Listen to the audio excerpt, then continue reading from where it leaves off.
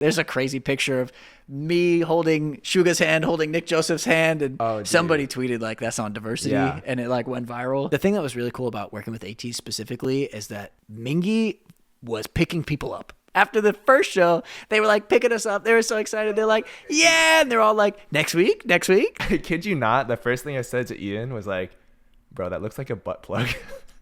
You said that to him? Here we go now. Two locked in, straight stunner. If you wanna rock with me, get your bread up in the pocket. What's up, guys? Welcome back to In the Pocket Pod, episode 2. Today we have a really special guest, one of my really good homies, and yeah, he's just a great guy overall. He has a lot of credits. I'm gonna go through them. They're great. We have Stray Kids AMAs. We have DK at Icon, Ateez at Coachella, IU music video, J Park music video, DPR Ian / Arctic music video. He danced on the August D tour. He danced for Notch's birthday party. Notch is the creator of Minecraft. And he is a production coordinator, or was a production coordinator for Steezy, and now works for IDL. It's Alec Albright. Hey, man. Yeah. Thanks for the intro. Did I get those right? Yeah, mostly. Yeah. Okay. Yeah. Any additions? What am I missing? No. I mean, you missed a big one. We co-direct a team called PHX. Right. I don't know if that's necessarily what your audience cares about. Slipped my mind. But this is the boy. Yeah. Co-director right here. Yes, sir. Yeah. That's the only credit that you missed. Right. Okay. Yeah. Well, that's a pretty big one. That's a good one. That's a good one. We just did Resurgence. Kaka. That's our call out. We're Phoenix, so call out. Oh Kaka. yeah, I didn't even say that. Yep. That's it. Yeah. Thanks for having me. Yeah. Thanks for coming. I know that technically this is the second time we're recording this. I'm redoing this. I'm just gonna say it. He also said I was a special guest last time. It's good. It's all good. He's still a special guest. No, thanks, bro. Do you say that to everybody? Yes. Oh. Damn. Hey, it doesn't detract from how it's special chill. you It's are. chill. Yeah. Truly. Only special guests. Yeah. So you've been dancing for a while. The first thing I want to talk about, big one. I think that's the one that a lot of people want to know about. The Suga tour. Sure. Yeah, that one was crazy. That was a while ago, right? That was in 2023. 2023. Yeah. Oh man. So in May we'll have been 3 years. 3 years. That's crazy. Wow. Yeah, I think that's right. Yeah, that must be right. Mm-hmm. It's crazy. It was life changing. Yeah. What do you want to know? Well, first, how was it? It was life changing. Yeah. So it was my first gig tour, of that caliber. Right? Yeah, first tour. But even like, it was my first true dancing gig. I mean, you mentioned a lot of music videos that I've done and like some casting work and being at Steezy. You know, all of that stuff was like extras or small features, or maybe I was casting on the other side of production. But that was my first gig that was truly like you're up there as a dancer exclusively the entire time, and you're getting traveled accordingly, and you know, the pay was according to what it should have been. You know, it was the first time that I truly felt like a real professional. Yeah. And to get to do that on tour for such a massive global artist was honestly like really humbling, and I was grateful the entire time. Because people also might not know that, like, you know, GRV's been associated with BTS for a while, and there's a lot of music videos. There's a lot of gigs. There's a lot of gigs. Yeah. So with that meant that I went on this tour with a bunch of my homies from the team. So it was even like our other co-director, Kyle, for PHX was on that tour. He was my roommate. I forget that. That's one of my best friends in the world. Like, yeah. And we're just going and doing like an insane national tour with like 20,000 person arenas every single day. That's wild. It was crazy. It was like a 10-stop tour, right? There were 11 shows. 11 I think shows. There were 6 stops or something, because we would do a couple shows per stop. Oh, okay, gotcha. Yeah, so we were gone for a better part of a month, if not a full month, between rehearsal. So we rehearsed in this town called Lititz, Pennsylvania. Oh wait, is it? I think it's Lititz actually. Lititz. But look, dude, I wish I had my bottle with me. There's the venue that we were at was Rock Lititz or Rock Lititz. Rock Lititz, and we all have bottles that just say Rock Lititz on it. Dude, that's fire. It's my travel bottle. Wait, that's now. where you rehearsed? It wasn't LA? No, we rehearsed in Philly. Oh shoot. Yeah. So you flew out to rehearse there? Oh, sorry. We did do some rehearsals in LA at Offstage when we learned the choreography. That was like 3 or 4 rehearsals, and then we did our techs. Like the first time we ever saw Suga, or the first time we were ever on the stage that they were building and had the true dimensions instead of just like cones in a rehearsal room, was in Philly for the first shows in New York. Yeah. How was that meeting him for the first time? He's Was shy. it rehearsal or like in rehearsal, or was it on a stage rehearsal, or how was that? Like actually meeting him. Yeah. We didn't actually ever meet Suga. Oh, Like there was never a moment where it was just us and him in a room and we like introduce ourselves. Right. It was like we had learned all the choreo and we had learned the places where he was supposed to be, and then just in one run at Tech, we're like, oh, there he goes. He's walking in. Like, yeah. oh, he's standing right next to us. Oh, okay, we're running this, and he's right here. Like, this Just is just how lock it goes. in. This is the only time We just had to lock in. Yeah. And, you know, it was interesting, right? Like, not formally meeting the artist, but what was cool about that, because he's so shy, and I think like a lot of his fans know too, that he kind of prefers to be a producer in the room and just like banging out records. Right. And the tour alone was clearly, you know, a mental load for him. But every time we would perform, he would lighten up a little bit more.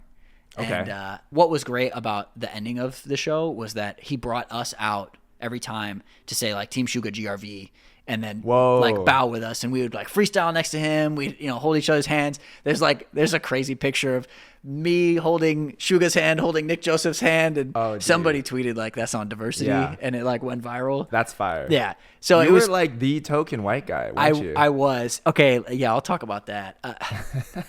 So I was honestly like tripping over it. You know, because wait, being the only white person? Yeah.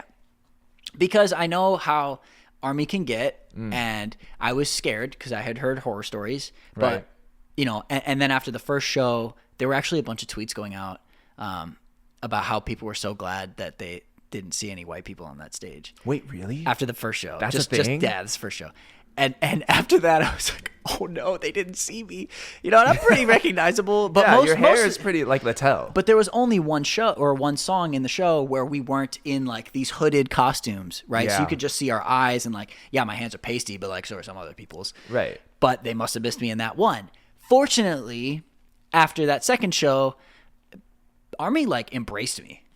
Like, so once many they messages. Saw, like, yeah. the token white guy? Yeah. They must have got the vibes that like I'm about it, you know? Yeah. And so they made me feel like really, really okay with being the only white guy there. And honestly, like as we were on tour, it's not that I was a better dancer than anybody, because honestly, I was like in the lower tier of dancer on that tour. It was full of crazy people like Devin Pornell, like Alex Simone. Yeah, the hitters. The hitters, absolute hitters. And but we would be walking in public, and Ethan Astandian would kind of like run up to the front of the group and just be like, yo, it happened again. And we'd be like, what? They're like, they recognize us because they recognize Alec. Like, they'd just be like, oh, that's the white guy from Suga. That's the what, you know, like, because we're just walking around, and I'd stand out hella. Wait, that's fire. Yeah. So it was a really like, that felt like my 5 seconds of fame, to be honest. And even I think my bio for a while on Instagram was the white boy on Suga Tour. Dude, that's great. Because I had to lean into it. Embrace it. You have to embrace it. Yeah, it was awesome. And Army was so cool about like flooding my comments with positivity. There's still some of them to this day that even after the PHX set have been like responding to my stories. No way. Like, I'm so glad to see you dancing with your crew. Yeah. Yeah. Wait, that's fire. Yeah. So shout out Army. I absolutely love them. Yeah. No, they ride hard. I adopted the Purple Heart for years. Oh, seriously? Because they love the purple. Is that in your like bio or something? It's not in my bio, but it's in my frequent responses for an IG DM. Yeah. Like you could set which 5 emojis you want to like auto press, and that's one of them.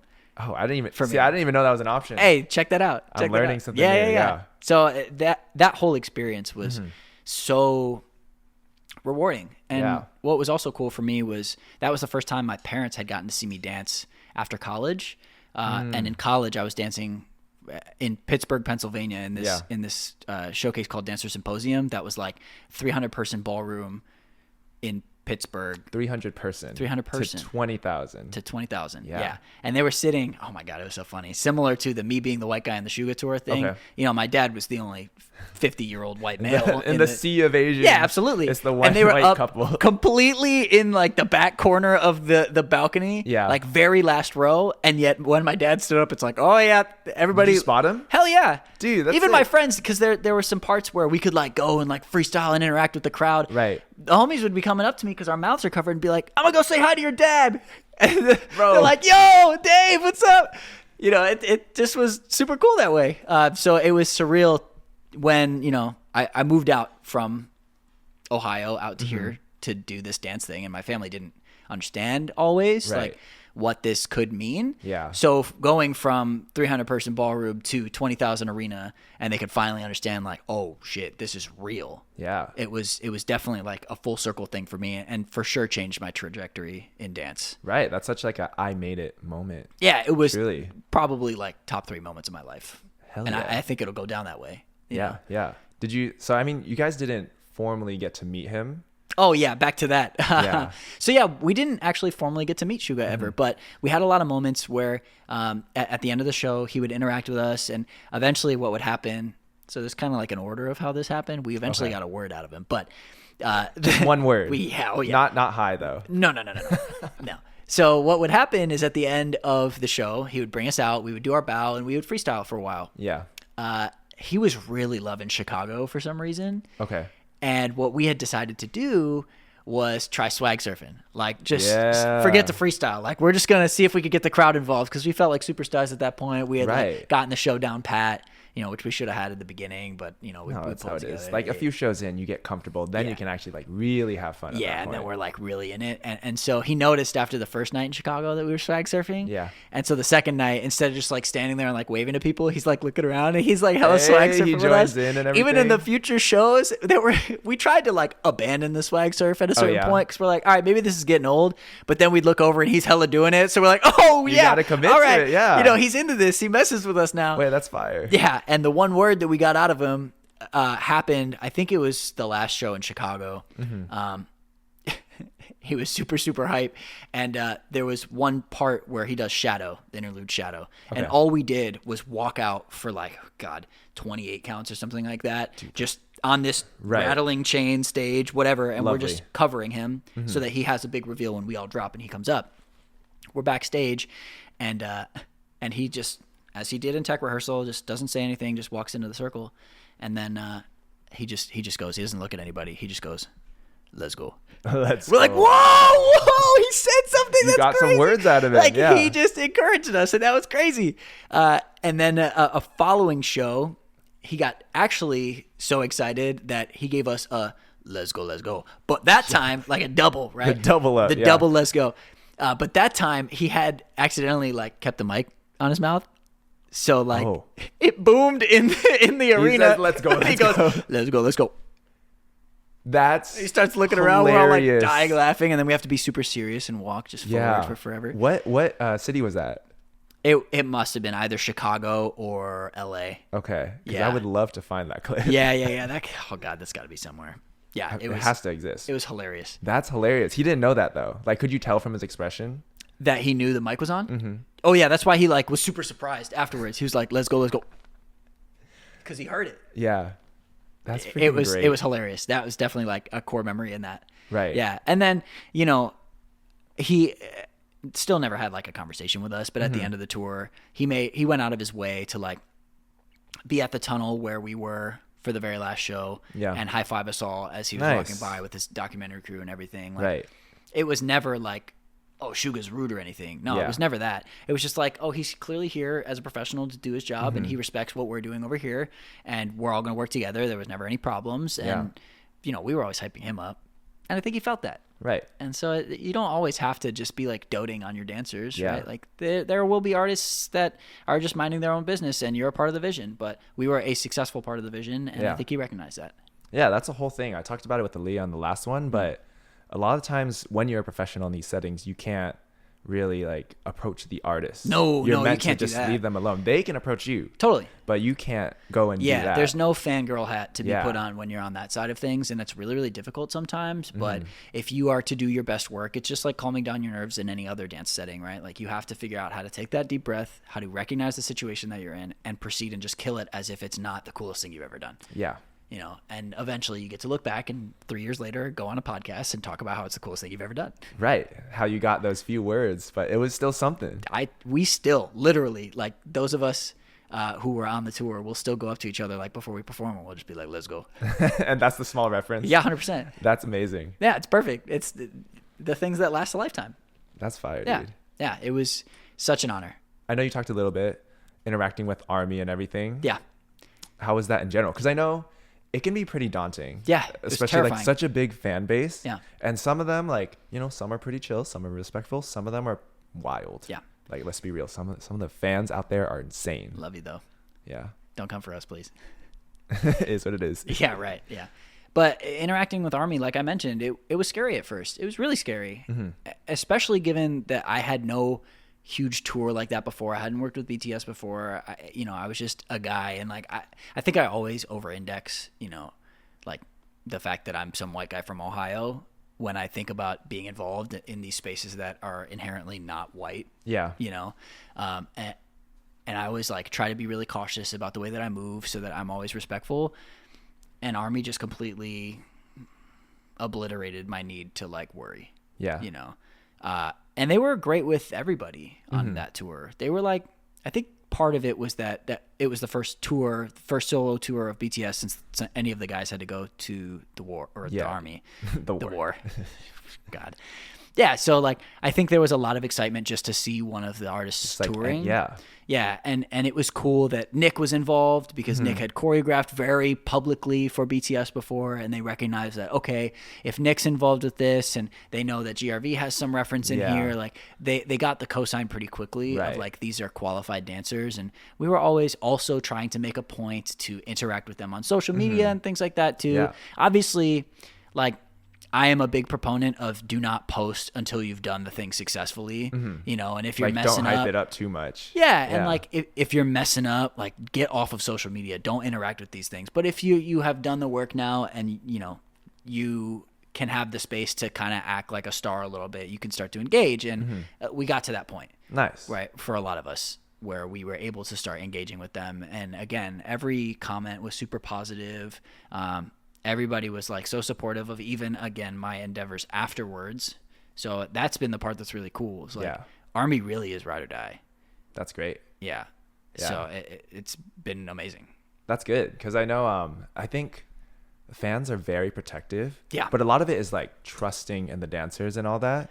And I think just dancing with the artist, there's like a level of trust. And then when you reinforce that with your interactions and stuff, then it's all great. Yeah, and it's cool that you bring that up too, because one thing that really stuck out to me about the way Army communicated is oftentimes they would say thank you for representing Suga well.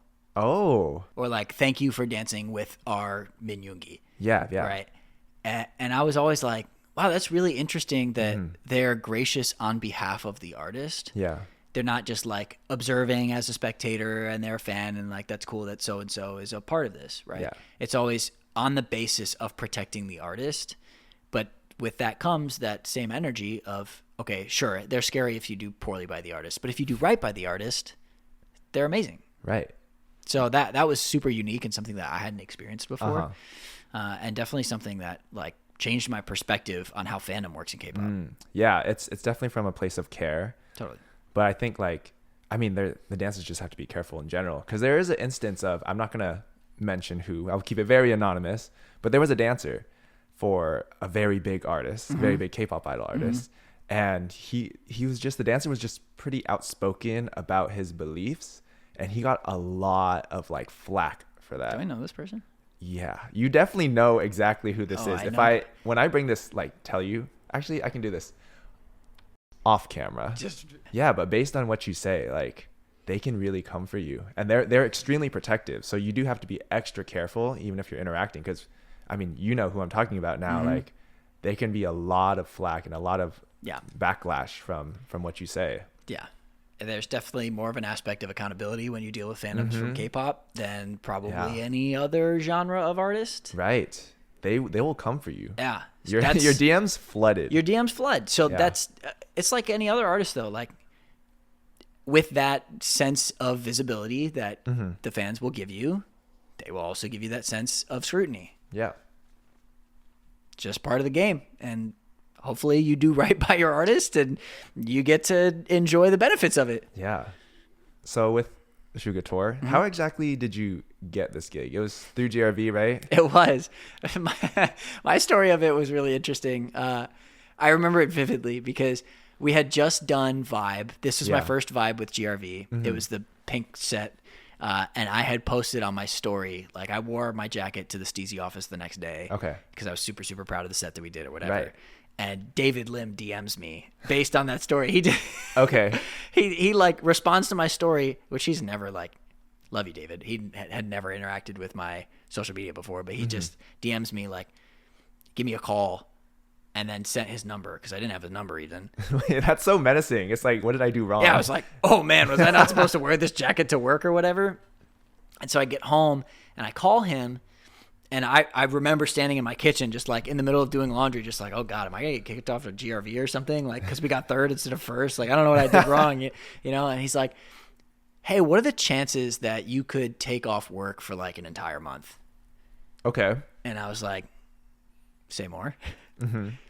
And he's like, well, I have a gig and I think you'd be a great fit for it. Wow. And I was like, well, what is it? He's like, well, it's a tour. He eventually got around to telling me that it was for Suga. Yeah. And it was super confidential. It wasn't confirmed at that point in time, but he reached out to me via IG story, and I had been on the team for like 2 years at that point, but that's how I got the job, because they went to GRV or Offstage Talent. Yeah. And they were like, look, we're trying to cast dancers. And, you know, to be real, like I got lucky because I'm diverse, right? Like they wanted a Western look and I fit the bill. Yeah. And David trusted me because I had been on the team for a couple of years. And clearly, like, if you know anything about me as a dancer, I'm like probably way smarter than I am good at dancing. So he knew that he could trust me with a set and I would pull up no matter what that took. Yeah. So it just worked out that way, that he offered me the gig. They submitted me and we had to go through that whole process too, but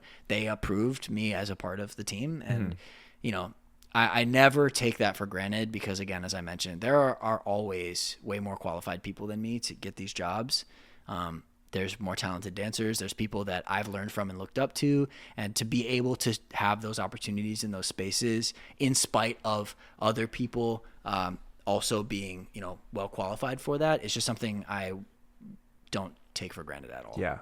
No, it's really great, the trust that dancers or casting directors have in GRV. Totally. Because there's a lot of gigs where the casting directors, they just say, GRV, what's like great dancers that we can trust? And, you know, you guys give the list and that's how you get hired. And that's truly so rare. It's not common at all. Usually it's a whole audition process and you have to go in and audition in person and fight, like, you know, just to get the job. Fight like hell.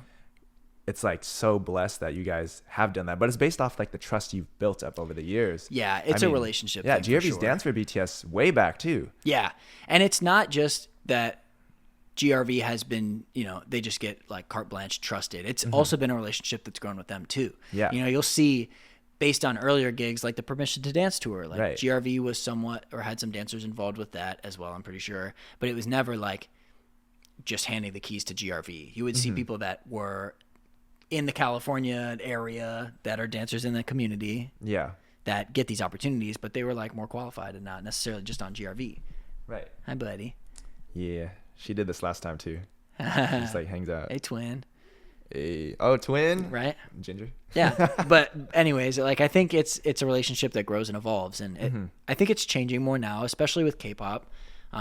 They've been, or the performance directors and casting directors have been like way more understanding of like, look, this is where a lot of the inspiration for choreography comes from. So why don't we just get the dancers that are doing it? Yeah. You know, and that's a thing that started happening with Steezy before I moved over to IDL, as I was starting to get casting jobs coming directly to us of like, hey, we know you're plugged in with dancers. Can we do this gig? And fortunately, some of that has translated over to IDL as well. So we have something to talk about after this, by the way. Yeah.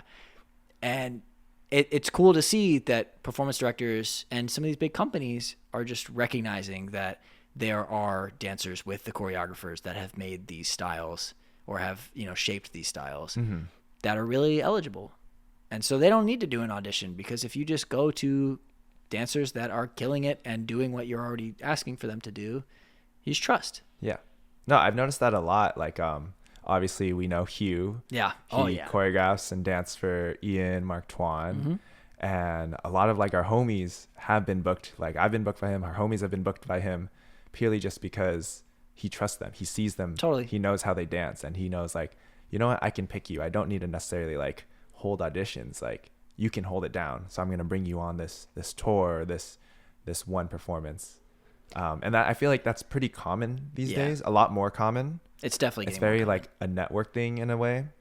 Yeah, but it's like networking at a more understandable level, right? Like instead of having to network with a performance director at Hive that you would never see, you know, go be among the world and take class, right? Like wind up next to Hugh, just kill it, like just do your thing, kill it. And now because companies are starting to trust people that are more on the ground, it's changing the potential of the community. I mean, the way people used to have it is that you could go to class and take class from community heads all you want, and that's never going to translate to anything until you go audition for an agency. Yeah. But now what you could do is go kill it in class, and there's so many offerings now that could actually be a viable way for you to get a gig. Is it like a fully long-term possibility? Who's to say, right? But like, at least the barrier to entry is so much more clear, I think, for people that don't always want to do the agency route. Yeah. And I think that's awesome. And I think people like Hugh are really changing what's possible for the community. Right. No, it's like literally social media is your resume. Yeah. And just the way you get hired is completely different now, but I think it's in a good way. Yeah, I agree. And when you say social media is your resume, I think a lot of people get scared by that because that is the truth. But more and more what's happening now is it's not your follower count that's your resume. Yeah. It's just like put good stuff up there. Yeah. Just be a dope dancer. Put your best foot forward. Show your work. And dance is so much more accessible right now, and so many more people are aware of it that there is becoming a greater understanding of what good dancing is. Like there are people that don't dance that have a higher filter for like, oh, okay, I can tell that person A is way more skilled than person B, regardless of how many views that is. Yeah. If that's the case. Yeah, yeah. So I think it's in a great place. And I think that's like putting the power in a lot of people's hands to just go and do what you love to do it well, and then hopefully things come up for you. Yeah. Yeah. Going back a little bit, I mean, definitely we want to talk about more Stray Kids, Ateez, all that stuff. Yeah. But I want to go back a little bit to how you got into dance. Oh, man. Because before that, I'm pretty sure you're doing show choir. I was. You're doing theater. I was. Tell me about the Twinsburg Great Expectations show choir. Wow. Did I tell you that one, or did you look that up? It was a deep cut. Looked up. Shout out GE. We are. That's crazy. Yeah, that's crazy. So, oh my God.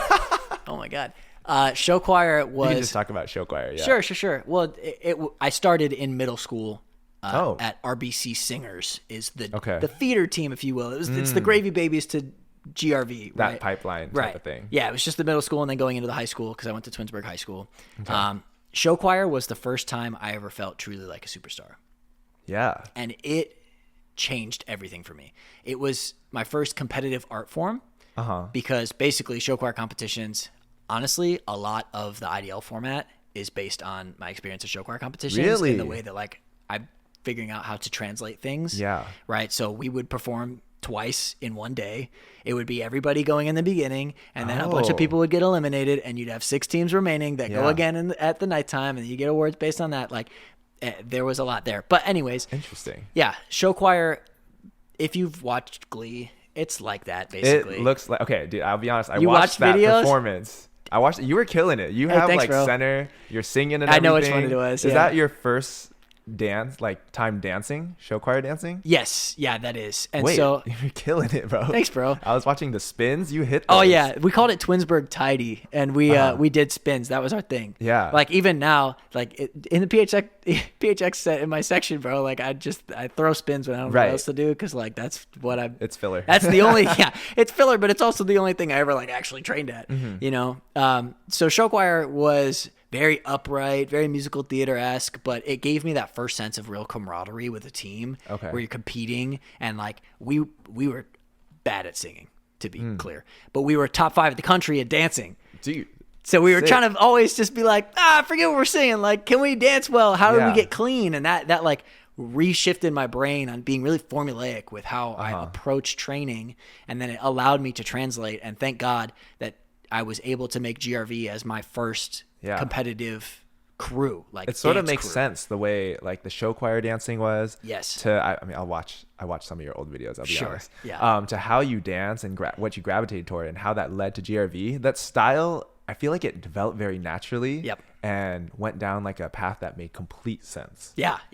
And it just gave me a lot of opportunity too with like the singing portion of it to understand like energy management. Like the one thing I always preach when it comes to dancing is that it's a roller coaster of energy. Yeah. Like if you're always all full out all the time, that gets boring. But what I like to do more often than not is pause and like do the thing where you just make people wait for you to do stuff. And they're so captivated, you know? And that's definitely informed my style growing up. So going through show choir and then into college and kind of finding dance like as we know it was definitely like really formative for me. Wow. That's sick. So you started with show choir. Yep. I started with show choir. You started doing like dancer symposium. Is it Soul Styles? Oh my God.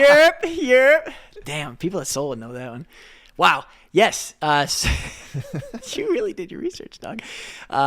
Soul was the advanced crew part of Dancer Symposium. It's kind of a sister organization that's underneath it, but kind of subsidized by it. And it was a thing that you auditioned for. And I was the performance director for that for 3 years. Wow. So Soul Styles is the advanced hip hop crew underneath Dancer Symposium. Okay. So you had to audition for that. It was definitely a more selective group. And that's where I met some of my mentors and my first dance, icons, my first dance idols, my first dance teachers were on that team. Oh, nice. And special shout out to Chris Shawn and Albert Dew and Terrence Mims and Karan Hawkins. You guys are the boys. Yeah. And they actually encouraged me a lot more to train hard. That Dancer Symposium and Soul Styles era introduced me to my buddy Knuckle Garg, who I was a Steezy Studio fanatic with. And you did take a lot of Steezy Studio classes. That's where I say my training comes from. Like I didn't, when I was a part of DS and of Soul, I didn't actually take classes. I hadn't done that yet, but Steezy was the first way that I was able to get access to the world's greatest instructors. Yeah. And I was a freak about it. I would decide. This is great. Yeah. I would pick an advanced piece that I wanted to learn. Okay. The grandmaster plan of why I downloaded Steezy was to do Franklin Yu's Sweet Dreams piece. So Amazing. I was building basically to get there. I mean, you did a whole Franklin Yu like cover. Oh yeah. Yeah. I did. Oh my God. And that was the Soul People. I can't believe, oh my God. Ocean Eyes. Yeah. First video I ever edited on my phone by myself. Wow. Yeah, it was crazy. Damn, Johnny. So for the Steezy classes, I used to pick like an advanced piece, let's say a Poos Post piece. Yeah. And try to dissect like what are the elements that are going into this piece, what are the movement patterns, what are the movement qualities, and go on my notes app and walk through the entire Steezy catalog and build like a 10 class curriculum for myself to work up to achieving that piece. And so in that way, you know, I started to learn a lot of repetitive patterns. I started to figure out how to do choreography pickup and retention, and was like always doing the feedback loop of watching myself on video. And that eventually allowed me to, when I auditioned for GRV, excel because I got lucky. I went to the last GRV audition that was virtual. So Taryn taught a piece on Zoom. Yeah. And you had 2 weeks to practice the piece and submit a video. Perfect for me because I got to learn on a video as all of the other dance classes that I had taken up to that point. Right. And at least 2 hours every single night for 14 days. I practiced in my apartment studio, and I would put a video on my close friends for my DS folks to like give me feedback. Wait, you're so analytical with the way you approach dance. I told you, and it's very refreshing because I think most people aren't analytical. I just realized that like I had severe disadvantages for starting later than most people. Yeah. But the resources are there if you try hard enough. And I always have been the biggest tryhard in my circles. And it wound up paying off. Yeah. So I got to train over and over and over. And when I got to GRV because of that, like, dude, I was horrible. I was not ready. The first video I was in a Terran section, but we were just sitting on those boxes and I was just like, yeah. And for like 30 seconds and that was it. Oh, great. But I got on the team and that's what was important. I mean, yeah, that's the main part. Right. Because then I got to take classes and I got to be a part of the SoCal community and I got to learn a lot very, very quickly once I was in front of the right instructors. Yeah. Yeah. No, the access to training and just, I really believe in being like putting yourself in a position to be the bottom of the barrel because it pushes you so hard to try to catch up to your peers. Yep. That's how I felt like on Syndicate when I first joined. I felt like I was at the bottom. Really? And my main goal was like, I just want to be able to dance in the front next to my friends. Fire. Like that's what I want. And that's what I want to feel like proud of myself for. Yeah. I think it's so important to really push yourself for that. It really is. And because you came from a different background though. You were a B-boy first, no? Yes. Yeah. So that transition must have been incredibly difficult. It doesn't, honestly, it did not translate at all. You're like, I'm supposed There to was stay on my feet. Right. And you don't have like the same sense of groove. Like the b-boying groove is different than like the dance grooves we learn. Like all you got is top rock. So it was just, it was like learning from zero, except I can do tricks. I get that. Was like hey, do the one trick and then go back to your formation. Yeah, exactly. I get that. Sometimes that's got to be the avenue though. But you're right. Put yourself at the bottom of the barrel and then you inevitably will float. Exactly. Hopefully. Sometimes. Yeah. Work hard enough. You can swim. Yeah. Or learn. But yeah, that was my journey of like how I started dancing. So again, show choir to DS and soul, and then steezy classes during the pandemic, moving out to LA, joining GRV, starting training to take classes there. And then I got my job at Steezy, which unlocked a lot of things for me as well. And now here we are.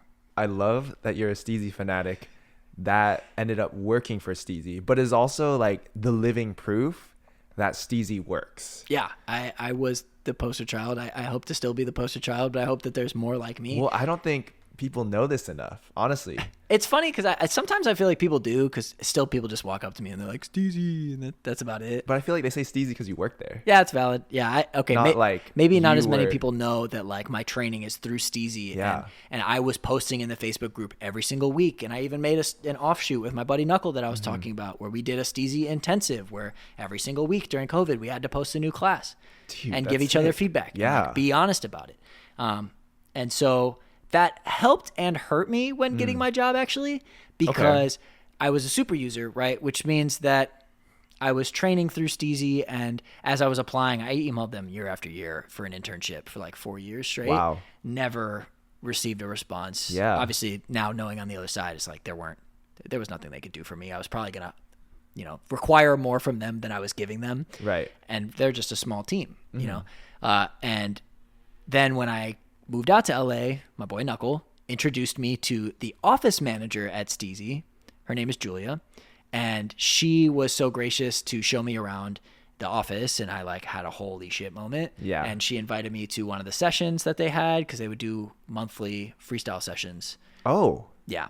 I didn't even know you guys did that in the past. Yeah, it was crazy. Yeah, it was a vibe. So I went to one of those, and then I wound up, after joining GRV, I wound up on a project team with her, and she's like, hey, look, like we have a technical producer job open, and I want to refer you, because I had said this whole time, I want to go work at Steezy. Again, for context, Steezy's office is in downtown LA. I moved to K-Town. I only moved out to LA to finish my master's, which was in North Hollywood. Oh. But I moved to K-Town to be within 10 minutes of Steezy because I was determined to work there. Dude, that's great. Yeah. Yeah.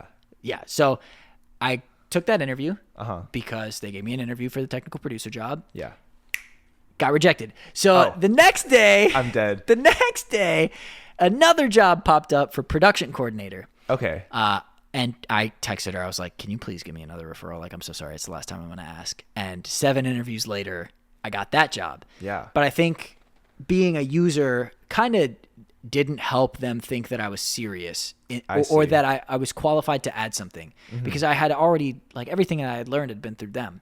But what they didn't really understand or know until I made GRV was that the shows for Dancer Symposium, I was directing that for 3 years. Those are literal shows that we would put on with a budget. We would run the auditions. We even had code for matching systems. Like, we did the show orders. We did all of the things that go into actually curating a dance showcase, which was adjacent to what Steezy does, but they recognized at that point that I was capable of coordination. Right. So the PC role was perfect for me, with somebody who like knew the catalog inside and out, had proven that they could elevate beyond what had happened and like make an actual translation into the real world, and then also just be a freak about organization. Yeah. So that was how I got that job. And then through there, I was fortunate to find my way pretty quickly. I like a year and a half later got promoted to junior producer, and then to regular producer. Nice. And then in April of this past year, the co-founders came to me and they're like, hey, we just closed this deal. Like, we're going to do this thing called IDL. Yeah. And we want you to come do it with us. Like, they pulled me out of a meeting. They're like, we need to work on this like now. We got to put on a show in 2 months. Do you want to build this company with us? Yeah. Yeah. And I said, hell yeah. So that led to the informal title of League Operations Manager over at IDL, and we could talk about what that is, to today, formally only on the IDL side, Director of League Operations. Yeah. That's your boy. Dude, that's sick. Yeah.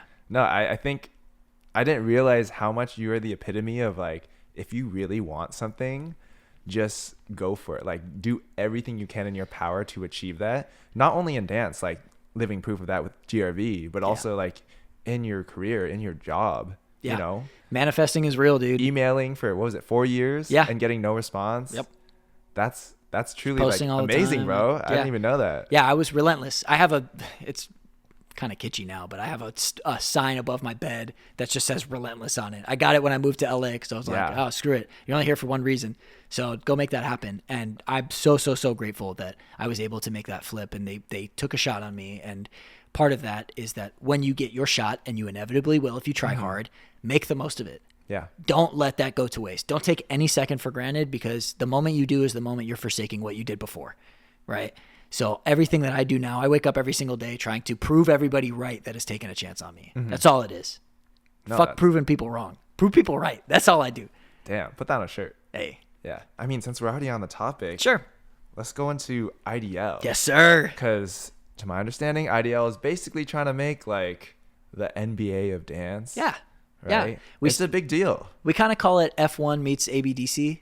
Okay. Is the way we talk about it. We are a global touring sports league of dance competitions. Wow.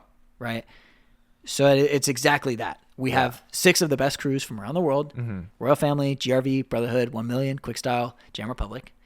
And they compete at multiple locations around the world, season after season. Same teams. They don't go away. This isn't a talent show. And they compete to become the IDL champion. There's every single event. You earn points that lead up to the final event in LA. That's the championship. It's a true playoffs where the winner of that event takes it all home. Is there, because I think the way you described it too, you called it like, you said sport, right? Yeah, it's a sport. And I do think dance is a sport. Yep. But I feel like there's also that line of like sport versus art. Totally. And the thing that we're doing is saying that there's another avenue for dancers. Okay. Right? Because what currently happens when you're a dancer that's trained for so many years, or you join a community team and you've gone through this whole pipeline. Let's take you, for example, right? You went up through syndicate, like you trained as a b-boy, you went up through syndicate, and then eventually you had to make a business decision. Either I continue being on this team, or I go be an influencer, or I go try to be a choreographer or a backup dancer for something. And it's never necessarily about you getting to do what you were already trained at for a long, long time, sustainably in the future. So what's cool about what we're doing at IDL is that we're not trying to change dance. Yeah. We're trying to provide a new avenue for people that are already spending 10, 12, 18 years of their lives invested in this one specific format that they have to go and do something else for. Yeah. You have to be in the background in most cases. Right. And so, yes, the art of dance will always exist. And there are ways that we reward that too. But we're not also going to be changing competitions. Like even competitions that we bring into the fold, let's say Resurgence. Yeah. Right? The top 3 teams at Resurgence got to qualify for the IDL community division in LA. We didn't change anything about how that competition operates or the production value that brings or rewarding the art of it. But when you come specifically onto the IDL court, and that's how we're framing it, a court, you have the rules and regulations that fit into it as a sport. So if that's something that you're interested in, go shoot for that. Yeah. Be the Michael Jordan of dance. Be the Serena Williams of dance. Right. If you don't mess with it in that capacity, dude, there's so many other ways that you can do. And we're all for dance as a whole elevating. We're not going to strip away the art. That's never going to be the thing. Yeah. But for people like David Lim, who have literally, for no other reason than because of competition, continued to grow and expand an organization, not even to like surpass everything and break new barriers, but just to funnel everything back into winning. Why is he not as famous as Pat Riley of the Miami Heat? Right? Like, which you might not know who that is, maybe, but many rings for that guy, right? Yeah. Like the ceiling shouldn't be that you reach a stage, with all due respect, like Vibe, and that's it until next year. The ceiling should be you go to Vibe, you win Vibe, you have this next thing that you're qualified for, and that gives you an even bigger chance to become seen by professionals, be drafted into a pro team, and actually get to compete as you were with stardom, with fandom, Yeah. getting a shoe deal, whatever that comes with, if you so choose. So that's the beauty of it. Is it's just another offering. Dance is so vast, and why are the only people that don't have a clear path right now community competitive dancers? Yeah. You know. Agreed. So that that was greatly worded. yeah, dance is art, but it's also sport when Yeah. you frame it a certain way. I mean, there's so many, there's so many avenues. There's so many things you can do with dance. Totally. So many professions, ways you can succeed. Yeah. So this is just like another option. I love that actually. Yeah, it's a good way reductive- of framing it. Truly. Right. It's reductive to think that dance can't be more. And it's also ridiculous and diminishing for us to say that dance is only sport. Yeah. We're artist athletes. I mean, that's hard. Full stop. Truly. It's exhausting. It's horrifying. Last year you did AMAs with Stray Kids. I did. How was that? Felix is the GOAT. Felix is the GOAT. Felix is the GOAT. Is he your favorite? Yeah. Honestly, like my biases in groups though wind up being because I had a positive experience working with them. Honestly, for most people, even people who go to concerts, Yeah. it's the ones who they see like interact with them Totally. most or in their area that makes end sense. up like becoming their bias wreckers or whatever. Yeah. It's a thing. It's Yeah. a real personal connection. So Exactly. with Felix, there was a part where we were behind a bike rack and we would have to jump over the bike rack. By the way, we're just wearing like untied Timbs and we would be revealing Felix. Okay. So because it was an award show and it was recorded, right? We did a couple takes and he would like be hyping us up before the takes. But then there was one time where he like pulled the cameraman in and he was talking to me and Aiden Elizade because we were like splitting and revealing him, where he's like, hey, you guys like just move out. Oh, sorry. I mean, hey, can you guys move out just like a little bit more and then they'll come in and then you come in. We were all like, yes, yeah, you got it. Right. He's like, all right, sick. You know, and it was just like, okay, sweet. I love when we have an interaction where we're like, you're good. Well, I'm good. We're good. Okay, we're good. We're going to do this. Yeah. And then he crushed it. And just that simple interaction was like the most conversation that I had with one of them individually. And then our other buddy, Vinny, was bringing his jacket over to Felix, like as part of the choreography. And apparently Felix thanked him for that. And that goes a long way with me. Nice. Yeah. You know? So he's definitely my bias. Working with them was super, super cool. Right. They were very energetic. They were like so kind because we only got plugged in with them on the stage tech rehearsal. Oh, that's the first time you actually rehearsed with them, did anything with them. Correct. Yeah. Wow. So we were with the performance directors, you know, imagining where people would be. But obviously, if you have a circle formation around somebody, for example, that's based on them being in the direct center. So if you guys aren't hitting your mark properly, or if they're not hitting their mark properly, you guys got to adjust. Yeah. It's not about them fitting what you have. Right. It's about you fitting what they have. Yeah. So they were super cool and like quick about making adjustments and working with us. And I think that made it really, really seamless. I think they crushed the performance. I think we crushed the performance too. And it made it was like a week of my life. And it was just like super easy core memory. Yeah. It was great. No, that's quick. A week though. Chick, chick, boom. How many rehearsals did you have? I think it was 3 or 4 actually. Okay. For one song? For one song. Okay, not too bad. We just did, oh, God. It was Chick Chick Boom and Bye Bye Bye. The reason why that was one of my favorite gigs of all time was because the first performance inspiration I ever had was Justin Timberlake in Bye Bye Bye. Hell yeah. I would go around, there's like pictures of me as a kid. I would go around with my brothers and like make them do these performances. And I'd always be like, I'm Justin. Yeah. You know, I got to be Justin Timberlake. So when I got the call to do this and they're like, oh, it's a tribute to NSYNC, I was like, what? Yeah. I get to do K-pop and NSYNC. This is awesome. Yeah. And we did the actual choreography. So like, oh, what a fever dream. But yeah, we had 4 rehearsals, I think, for like a minute and a half's worth. So we had to come in knowing the choreography. That's a thing about K-pop sometimes too, is like they'll send you the video. Oh, and you you have to learn learn it the on your choreo. own. Yeah. And then you come in and they basically just clean you and block you. Right. So we had many rehearsals of just Cleaning reps. and blocking. Yeah. Yeah, just reps. Like the blocking was already set. We weren't experimenting with anything. Oh, I see. We were just cleaning. Oh, wow. Yeah. And that was, again, with a bunch of people from the GRV ecosystem. Yeah. So it was a lot of the homies from tour. It was a lot more people from Sick. GRV. It was some new homies that like were great to connect with. Some great names on that too. But yeah, it was super fun. Hell yeah. Is Felix's voice as deep in person? Yes. Yes, it is. It's surprising because he's like, shorter than us. Yeah. And he's like not a bulky dude. Sort of like a goofball. Yeah, of a yeah. person. But he takes himself seriously, and when he talks to you, he looks you in the eyeballs, and you're like, okay, the voice is low. Right. All right, here we are. Whatever you say, man. Let's run it, bro. I'm in your court now. Like, great. Fire. Yeah, yeah. And then the year before that was Coachella with Ateez, right? Oh yeah, it was. Yeah. Yeah. Or that year, but prior was Coachella that year. with Ateez. Right. Because I think the was AMAs was in like almost 2 November or years ago. something. Yeah. Yeah. And then Coachella with Ateez was 2 years ago. Yeah. Yeah.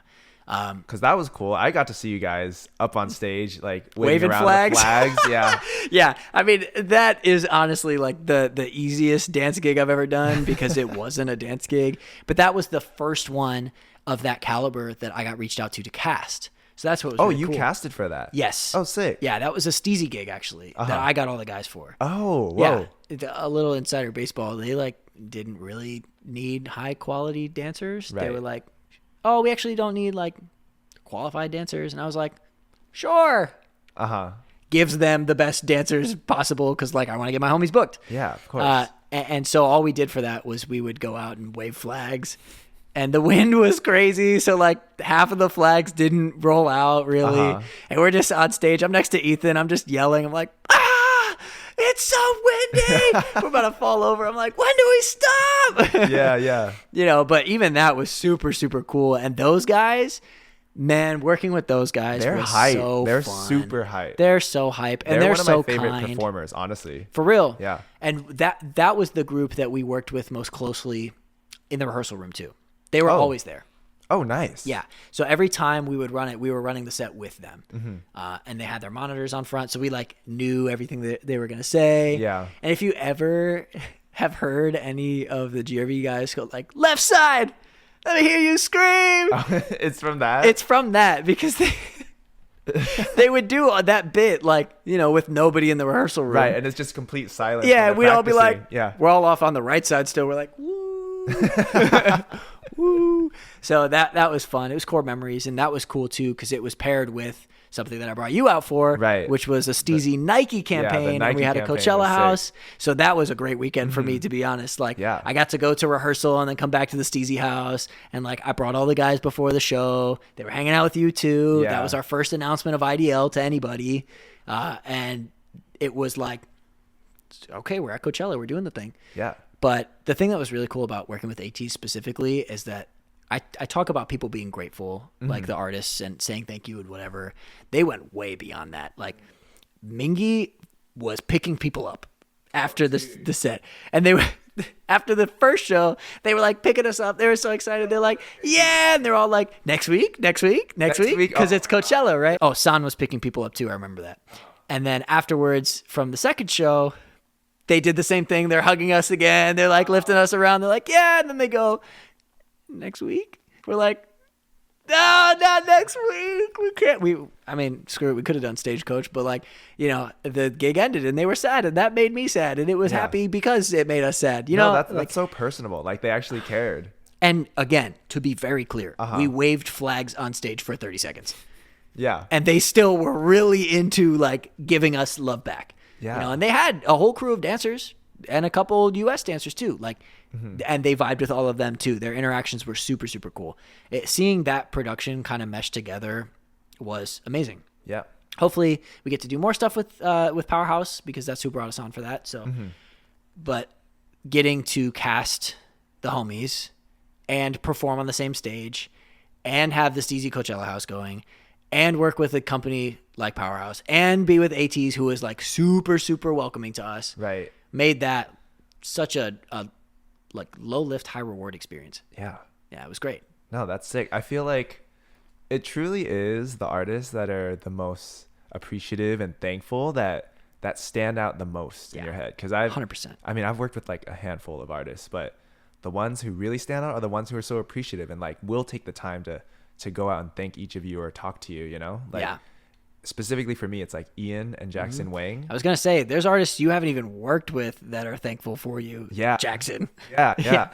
First time I met Jackson, we went to do content at some house in Hollywood, right? Sure. I went to do content. It was with a couple friends, but what really impacted me was at the end, we were leaving. So we got in the car and we were trying to decide where to eat. And we pulled into the driveway. So we're just like waiting there.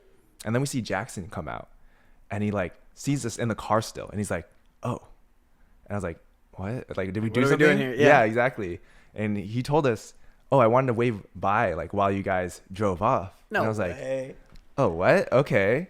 And then That's so sweet. and he's like, holds his hand up. He's like, okay, wait there. And he goes out into the street and he looks over down the street, left and right.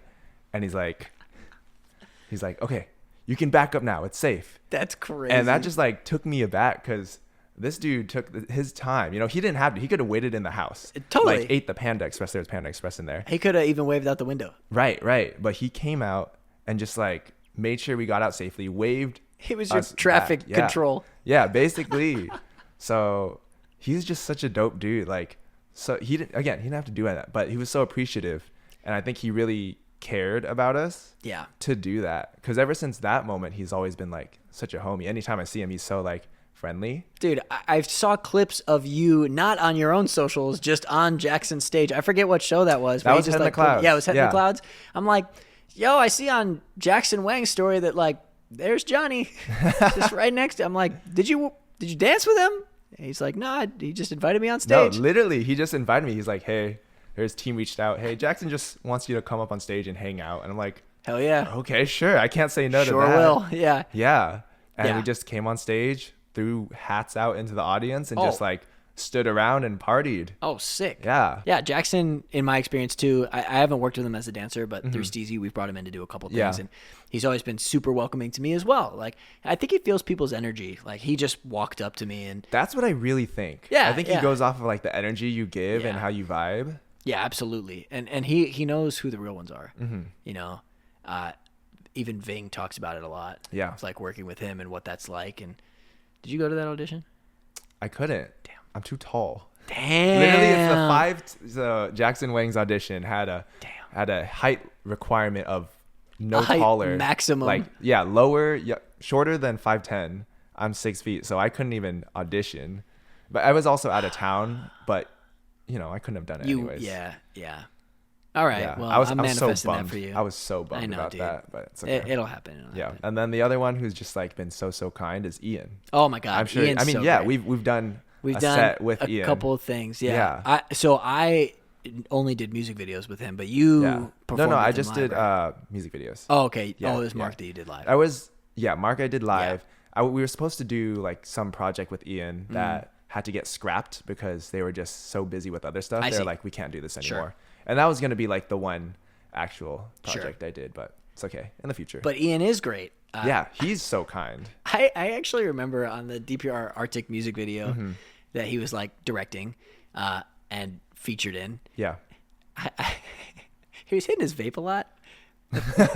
So I gave him shit for it. Oh, did you really? Yeah, I was like, hey, you know that'll kill you. He's like, bro, I don't care. And he's like, The accent is killing me. and he just like asked somebody if they wanted to hit or something. I forget what it was, but it was just like, he looked at me and he was laughing with me. And I'm like, hey, you're cool for that. No, he's really chill. Yeah. There's been times where I used to use, I'll just say one of the studios that he rehearses at. Yeah. I would go there to just like do other stuff. And there was one day that Hugh and Ian were there just working on like a new album. And At he that was studio? at that studio. Okay. I was Sure. surprised too. Yeah. This was a while ago. But at that point, Ian was like, or Hugh came over to us after we were finished like dancing, me and Jed. And then he was like, hey, Ian asked if you guys want to listen to the new album. Dude. We're like, yeah, hell yeah. Absolutely. We do. Absolutely. So he like pulls us into the room and then and Ian just starts playing like his new music for us. And it was dope. And he was just like really chill. He was like describing the world he was making Oh with my the God. music. He gave you the whole creative treatment. Yeah, absolutely. Has It was that dope. album released? No, unfortunately, I think they scrapped that. Oh, I know. I'm so sad about it. He's working on a new one now, but that one they scrapped. Quick, sing some. No, I'm just kidding. And what was crazy was after that, he was like, hey, you want to get in and out with us? And it was, Ian said that.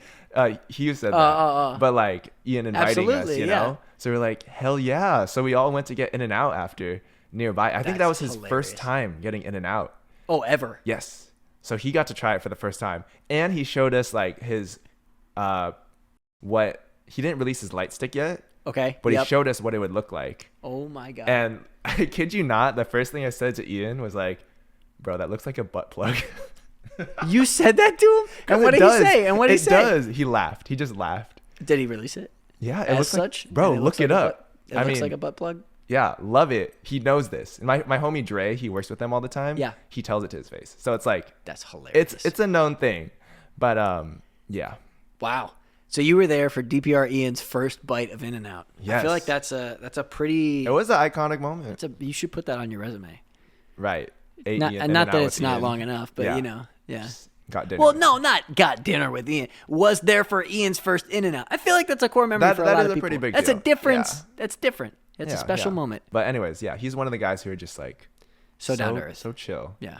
So easy to get along with. Absolutely. Yeah. It's weird to like have a real conversation like that with an artist. Because I think a lot of people will always put them on a pedestal just because like their art is so high and forget that they're real people that just want to have real experiences. And if you're willing to meet them on that level, you probably can have a conversation with them. Obviously, there's like a respect that needs to be there inherently.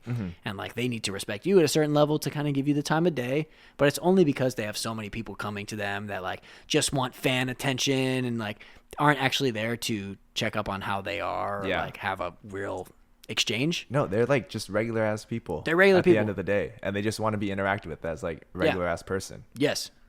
So it's cool that you got like real experiences completely untethered from work. Yeah. That to just like hang out and chat. Yeah, super dope. Great. I think we're nearing the end. Is there any like, I don't know, words of wisdom, advice you want to give to just dancers in general, either who want to do something similar to you in a workspace or dance and get the same experiences that you have had? Yeah, I think the first piece of advice, no matter what direction you want to go, is just try hard.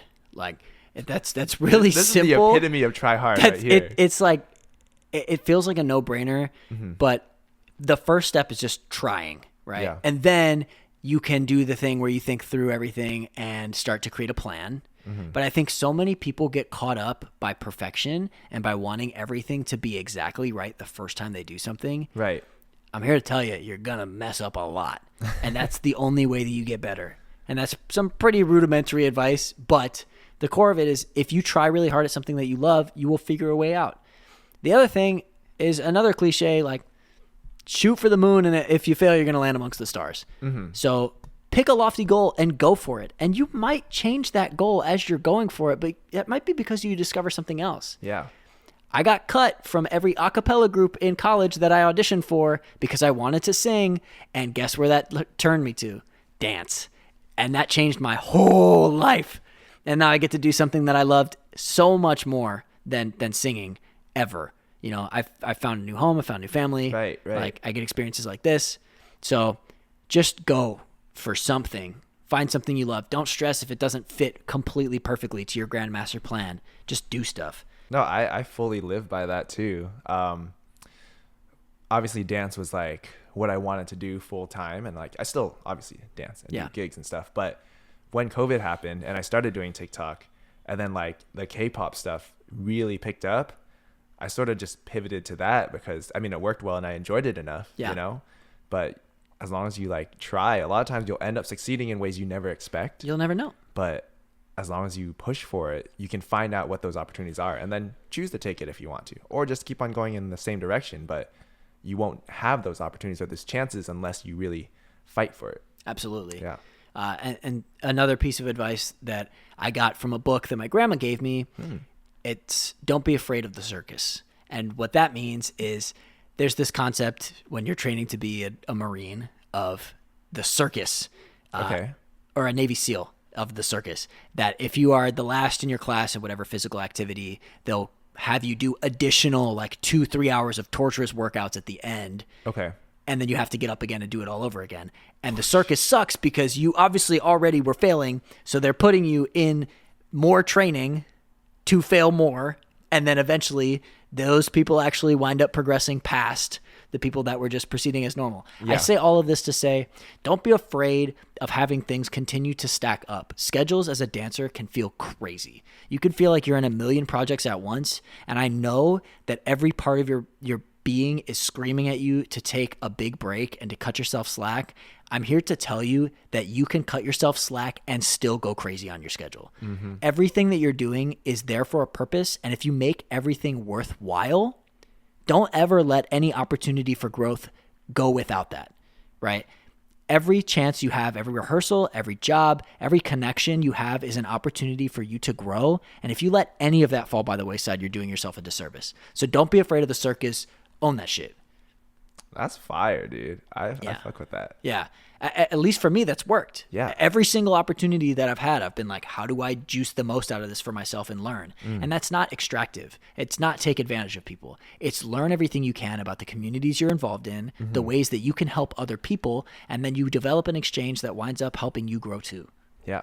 I mean, from every experience, you can pull something. Totally. I think there's a big difference between going to something and just doing it and then walking away and like, versus, I mean, you're very analytical. So I feel like you do this all the time. You like, can pull away some sort of knowledge or experience or something that can better you for the future. Find anything to learn. Yeah. If you have a terrible experience, learn why it was a terrible experience and don't repeat that for yourself. Right. If it was a great experience, learn what you loved about it, figure things out from there. If you're ever, because it pains me when people go into rehearsals and they're like so pissed at their rehearsal and they're over it and whatever. But to somebody outside, they're knocking at the door like they would kill to be in your position. Yeah. So always understand that it's a privilege to move the way we get to move, and use every ounce of that you can, because it doesn't last forever. Yeah. You know, I wish I took GRV even less for granted, but now they have to be off it in order to run IDL. You know, you realize that your days are numbered and that people would kill to be in your position. So take everything with gratitude, make the most out of every single chance you can, and recognize that doing so could change your life. Great. Anything you want to plug us with at the end? I mean, your socials, Steezy, IDL, what you want, bro? Yeah, sure. Like, you can check me out on Instagram is pretty much the only thing that I use. But more importantly, check out IDL Global. Check out PHX DNC. Yep. Check out LaJohnny Tran. Hey. And yeah, just give love, dude. Well, thank you so much for coming on the podcast, bro. I'm in the pocket. In the pocket. Yeah, he's in the pocket. Thanks for having me, bro. Yeah, I appreciate it. Yeah. Always love watching you do your thing. Appreciate you. Yeah. All right. Thanks, bro. Bye-bye.